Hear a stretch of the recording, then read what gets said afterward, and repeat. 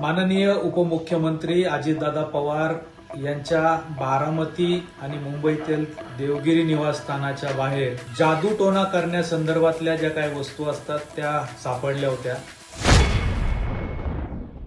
माननीय उपमुख्यमंत्री अजितदादा पवार यांच्या बारामती आणि मुंबईतील देवगिरी निवासस्थानाच्या बाहेर जादूटोणा करण्यासंदर्भातल्या ज्या काही वस्तू असतात त्या सापडल्या होत्या।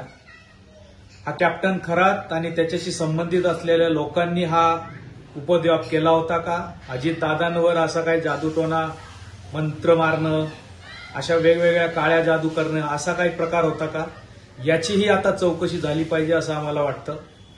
अजितदादांच्या संदर्भात जे काही संशयाची वेगवेगळे मुद्दे, एलिमेंट्स आहेत, त्यात कॅप्टन खरात, त्यांच्या संदर्भातले अनेक लोक हे यात सहभागीत आहे का? त्यांचीही चौकशी झाली पाहिजे। महाराष्ट्रात जादूटोणा विरोधी कायदा आपण केलेला आहे, त्या कायद्यानुसार तसाही गुन्हा यांच्यावर दाखल केला पाहिजे। ते अतिशय गंभीर गोष्ट आहे। महिला अत्याचाराच्या गुन्ह्यांसंदर्भात जी चौकशी चालू आहे त्यात या गोष्टींचाही समावेश झाला पाहिजे अशी आमची मागणी आहे।